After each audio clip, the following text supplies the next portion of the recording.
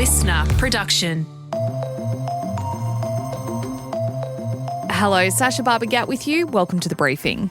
Is your head spinning after the week that was in international politics? Fair enough, when we saw everything from an explosive meeting at the White House to accusations of an all-out trade war. But you can imagine there are some people in Canberra who are saying, look, if Trump is treating his own Ukraine ally so badly, why would he want to come to the assistance of Australia? We break down the week that was and what it all means for the future in the second half of this episode.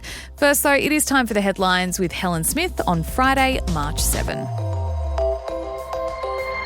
Morning, Sasha. Morning, everyone. Tropical Cyclone Alfred is continuing its slow march towards the coast, with the system set to make landfall between tonight and tomorrow morning. The Bureau of Meteorology's early morning update today still has the warning zone as the same stretch of the coast from Double Island Point in Queensland to Grafton in New South Wales, including Brisbane, Gold Coast, Sunshine Coast, Byron Bay and Ballina. The storm, expected to hit as a Category 2 system, has been described as erratic because of how long it's taking to reach us. And the East Coast has already been experiencing heavy downpours, damaging winds and large waves as high as 12 metres, with conditions expected to worsen throughout today. Evacuation warnings have been issued for residents in the Northern Rivers region of New South Wales, which has experienced multiple major flooding events in recent years. Yeah, those poor people, listening to them speak about all the preparations they're making. Unfortunately, they're no strangers to it. But yeah, it still would just be so frustrating living in that area. Look, schools right across the impact zone in Queensland and in New South Wales do remain shut today. Public transport has been limited as well, and people are being encouraged to stay home until the cyclone has passed. Apparently Brisbane was like a ghost town yesterday, but the weather was actually quite nice because we know that Alfred, it kind of doubled back on itself. So it was supposed to hit, first they were saying it was going to be last night, and then it pushed out to tonight. And so, yeah, the weather actually wasn't that bad yesterday, but people did the right thing and they stayed home. And look, a reminder, you can stay up to date with what's happening by visiting disaster.qld.gov.au or using the Hazards Near Me app if you're in New South Wales.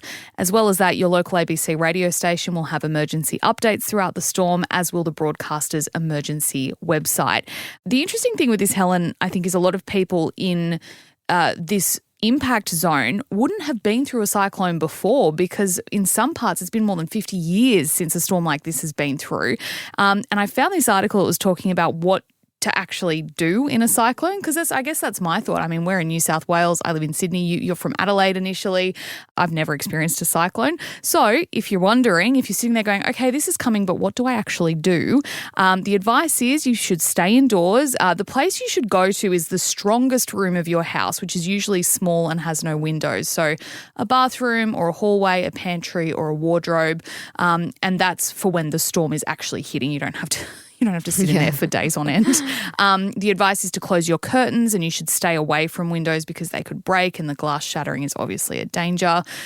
Keep in mind your phone battery. Don't just sit scrolling or filming content, because in the event of a power outage, you're not going to be able to charge it. So you want to make sure you have as much battery as possible.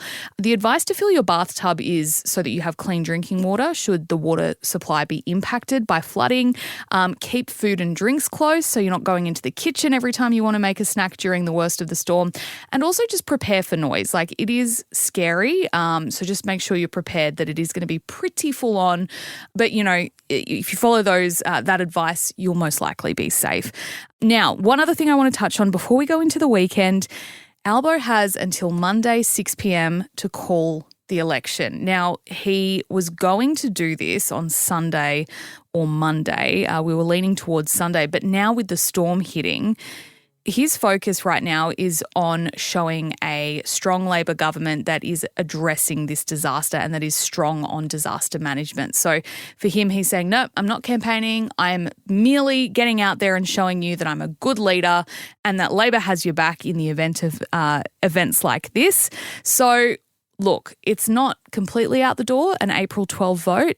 If the cyclone is bad, I can't see him racing down to Canberra to meet with the Governor-General to be like, okay, let's do this thing. So if that doesn't happen, he will have to hand down a budget on March 25, which he would not have wanted to do, and then we'll vote in May. So time will tell. 6 p.m. Monday is the deadline.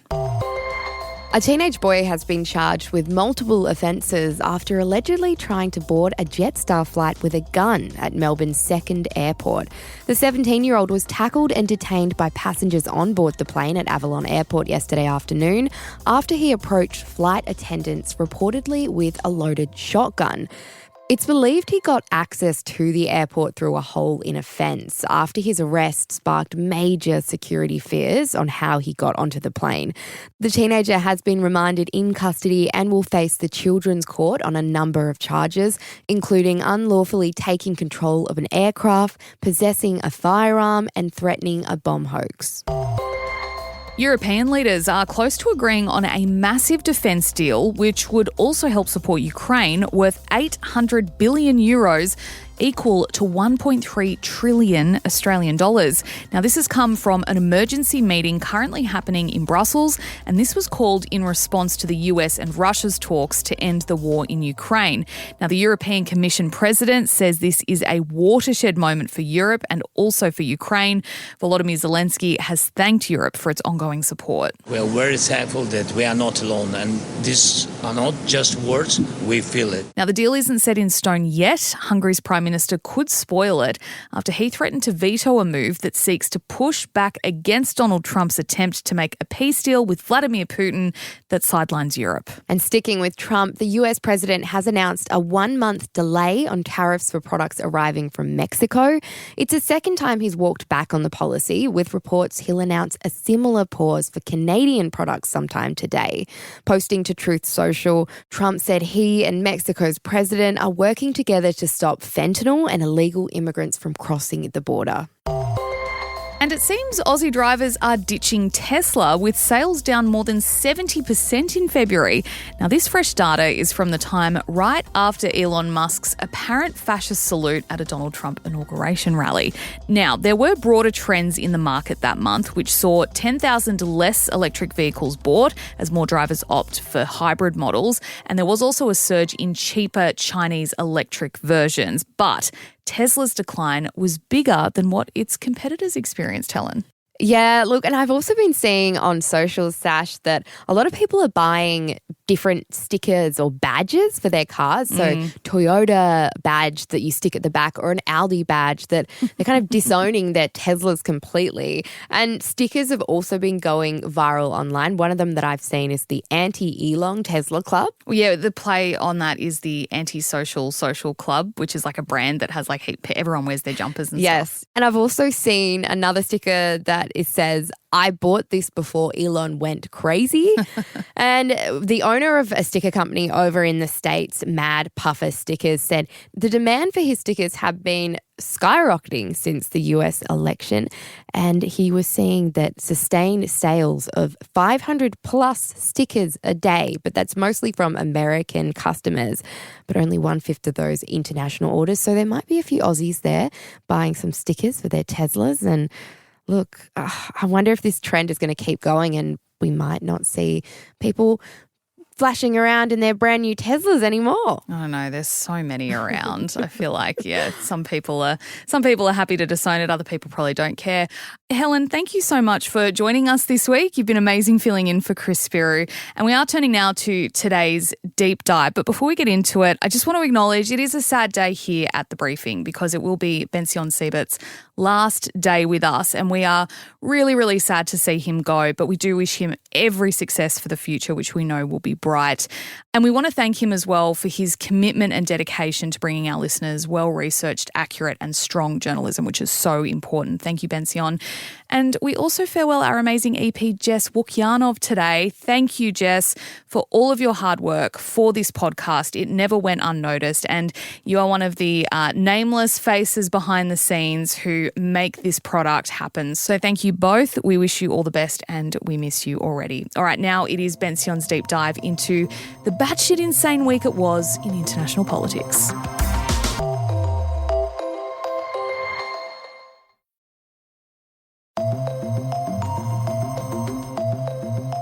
Hey, Bension Siebert here with the briefing. It has been a batshit crazy week to live in the world. Since last Friday, Donald Trump demolished the United States' relationship with an ally on live television. Chinese warships circled Australia. The UK promised boots on the ground and planes in the air to defend Ukraine. And France and Germany warned Europe might have to go it alone in any future war with Russia. The thread connecting all of this is a dramatic escalation in the threat and the reality of military and economic conflict. But is there any method to this madness? If Europe feels it can no longer rely on the United States and builds up its own defences, does that mean a safer world for them in the long term and for us? And what does it mean for our alliance and our relationship with the United States? Dr Keith Suter is an expert in international affairs and geopolitics, and he is here to help us understand what the hell is going on. Keith, welcome back to the briefing. This time last week, we were blissfully unaware that a showdown between Donald Trump, his Vice President JD Vance, and Ukraine's President Volodymyr Zelensky was about to upend international politics. For anyone who missed it, cameras were rolling live in the Oval Office, and it sounded a little bit like this. You're gambling with World War III. You're gambling with World War III. And what you're doing is very disrespectful to the country, this country. In your decades watching international politics, have you seen anything like this? Nothing at all. Nothing played out on the international media stage in the way that it was done. So this is totally new to us. That and so many other things have happened over the past just 7 days. We'll talk about those individually, but is this sort of geopolitical chaos the new normal? Well, we hope that it's not, but we fear that it may be. Trump is doing so many things differently from what we've assumed to be. He's only been in office 1 month, but it's amazing the amount of turmoil he has managed to create. How much of the global tension that we're all sort of feeling this week stems from Trump siding with Russian President Vladimir Putin? Well, there are a number of different sources of tensions. When it comes to the question of Ukraine, clearly Trump isn't a major player in all of this. Trump has changed 80 years of American foreign policy. For the last 80 years, America has been the dominant player in international politics and a major supporter of Europe. And what we've seen in the last few weeks is the way in which Trump is moving away from playing that traditional role and instead is becoming more and more pro-Russian. Even the language that he uses, the ideas that he expresses, are things that could easily be expressed by Moscow. And indeed, the Moscow government state spokesperson himself said that this is very much in line with what Russian thinking is. So it's amazing how much of a transition he's made in such a short time. Back to that meeting in the Oval Office, do you think that it was an ambush? Do you think that they planned to have this very public row with Zelensky? It was certainly an ambush. Whether the ambush played out quite as they would have expected is another matter. But clearly Trump was playing to his domestic audience.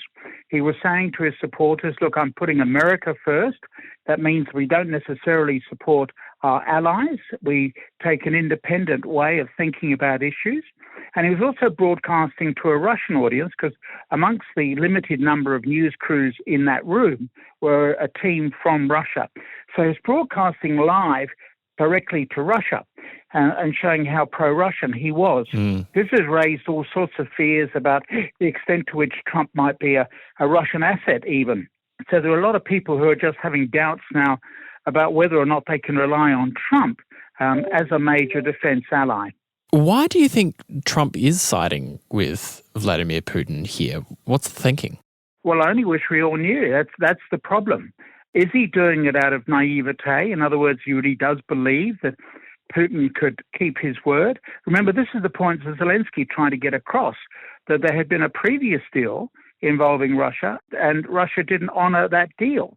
The problem was that Trump and his vice president, J.D. Vance, obviously did not know their history of the struggle between Ukraine and Russia, and that Russia's tendency to break agreement. So maybe he's just very naive, or secondly, he really has somehow been taken in by the Russians in which case this would not be a new development. It's interesting to note that he first went to Russia at the time of Mikhail Gorbachev, and when he came back from that time, he placed advertisements in a major newspaper in the United States saying that America should withdraw from NATO. So in a sense, his opposition to NATO is not a new development. It has a long linkage back to his desire to try to set up hotels inside Russia. So there is this real mystery as to the Russian connection with Trump. One of his sons has said, because American banks no longer lend money to Trump because it keeps going bankrupt, that they now get a lot of their money from Russia. So it may well be that he's simply reflecting who his paymasters are, namely the Russians. Russian oligarchs have bought apartments in the Trump Tower. So there is certainly a degree to which he's got financial linkages with Russia, and that may also influence his opinion. Speaking of the US and NATO, France and Germany, since that Oval Office meeting, have come out to say that they need to start building up their defence capabilities in case they can't rely on the US anymore in any future potential war with Russia. How close or far could we be to a war between Europe and Russia? Well, if you look at the Bulletin of Atomic Scientists, which has these minutes towards midnight, the Bulletin of Atomic Scientists would say that we're very close to a war. There are concerns that we're getting very close to a war. I think one of the advantages of Donald Trump's attitude has been to force the French and the Germans and the British and the Italians to spend far more on their defence. Trump is correct. The Europeans have been able to reduce their military expenditure, put that money into social welfare because they were so reliant upon the United States. Now the Americans are saying, you guys have got to start spending money as well. And that means, therefore, that you're going to get increased military expenditure by those countries. So that has been an advantage, if you like, of Trump's hostility towards NATO, putting those countries on the front foot in terms of increasing military expenditure. There's clearly a lot of concern that President Putin has got territorial ambitions. Ukraine is simply the first part of it. He wants to recreate the old Soviet or Russian empire. And this is not a new idea with Putin. This is something that goes back deep into Russian history and is partly a reflection of the geography to the west of Russia. In theory, you can walk from Berlin into Moscow. It's a flat area of land. And of course, armies have walked that distance, be it Napoleon and Hitler. And so Russia has always sought to have a barrier between itself and Western Europe, which means that it needs to control Eastern Europe. And since 1991, the Soviet Union collapsed, and those countries like Poland, the Baltic states, have all become independent. And what Putin is trying to do is to recreate that barrier between Russia and Western Europe. And for that, he needs to have control over those countries. And he started with Ukraine, but obviously he's got his eye on both Poland and the Baltic states as well. So this could be a beginning of a long campaign by the Russians to reclaim territory. And the Poles and the Baltic states are well aware of that. And of course, Finland and Sweden, traditionally neutral countries, have also now decided to join NATO because they also are concerned about territorial ambitions by the Russians. What do you think this means for the future of Europe? It has major implications for the future of Europe. It might well be that it'll drive the French and the Germans, along with the British, into thinking about some sort of new defence alliance with greater cooperation. If you look at the economies of Western Europe, put them all together, they are much larger than Russia. Russia has an economy the size of Canada. So it's not a major economic player nowadays. It used to be when it had that vast empire in Eastern Europe and across its southern borders, the Islamic territories down to the south. But they've all gone. So Russia is still the world's largest single land mass, but it's smaller than what it was in 1991. And so European countries could really outspend Russia. Russia's already got a wartime economy. The economy is overheating. There'll be problems with inflation. And it's interesting that a country of 140 million people could not defeat a country of 40 million. The key factor here is that warfare is really a contest of wills. It's not just military equipment. It's not just military expenditure. It's the will to defend your own territory. And of course, the Ukrainians are determined to continue to defend their own territory. They're exhausted. They've put up an incredible struggle for 3 years, but they're still in the game. And they still don't want to have Russian domination. At the other side, from the Russian point of view, Putin has got limitations, not only in regard to his own economy, but even the limitation that he cannot introduce a general conscription, because that would then inflame the passions of younger people living in the big cities like Moscow. And so he's running out of people, in effect, which is why he's now recruiting from North Korea, which has a vast army. But the problem for North Korea is that those people are trained to fight in the jungle. They're not trained in the wide open spaces that you see with Ukraine. And so they have suffered terribly because they're just not able to take on the Ukrainians. So Ukraine, although it is exhausted, may yet still win in this struggle. That's why Trump's role in changing from being a lukewarm supporter of Ukraine, which is what we had under Biden. Biden supplied enough weapons to keep Ukraine fighting, but not enough weapons to enable them to win. So the United States has moved from that very weak position to becoming much more pro-Russian. And of course, Ukraine is very worried about this. The most recent development has been cutting off the intelligence flow to Ukraine, which has been very helpful in targeting the Russians, because the American intelligence agencies are spying on what the Russians are doing. And now Trump is saying that that will be stopped. Well, that's another very pro-Russian move on the part of Donald Trump. If Ukraine and Europe seemingly can't rely on America, should we be reassessing our alliance and our reliance on the US? Yes, we should be. Australia is linked with the United States in what is called AUKUS, Australia, the UK and the US. This is a defence agreement involving those three countries, all coming together really to oppose China. So the AUKUS agreement is an anti-Chinese alliance.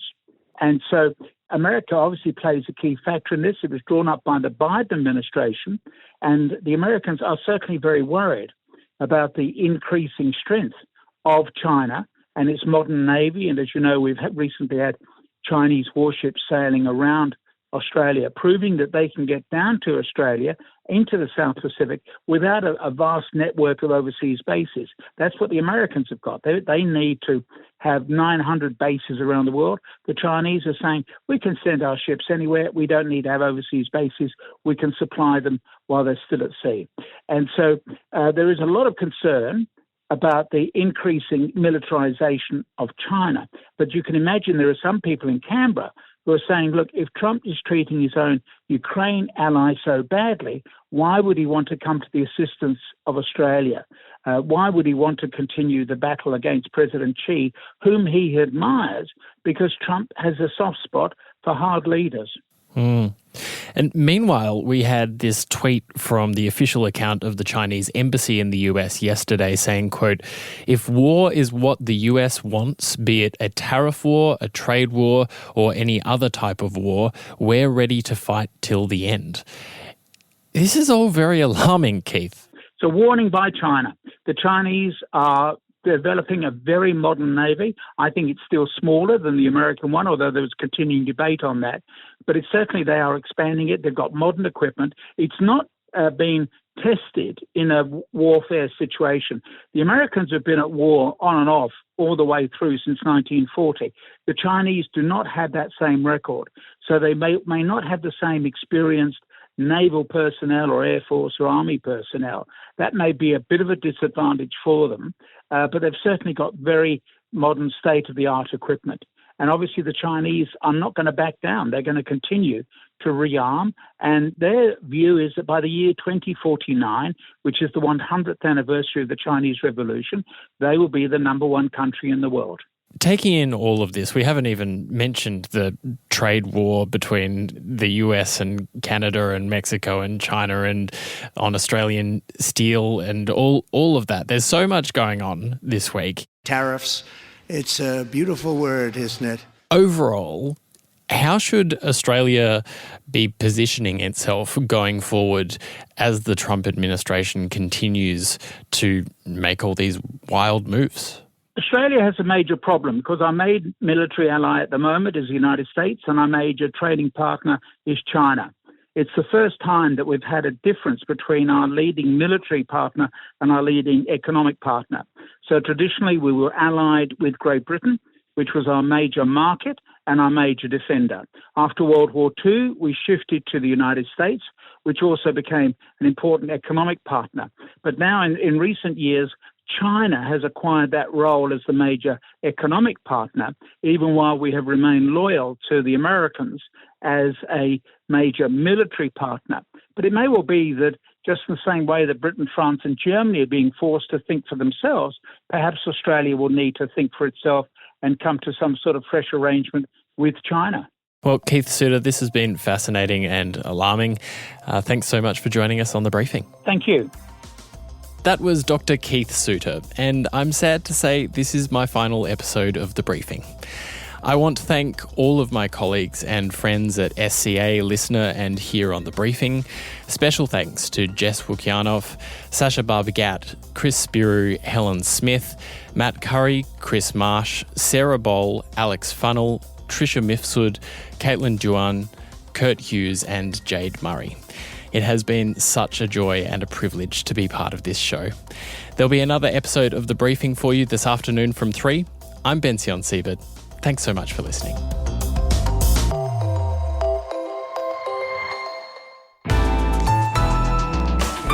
Listener.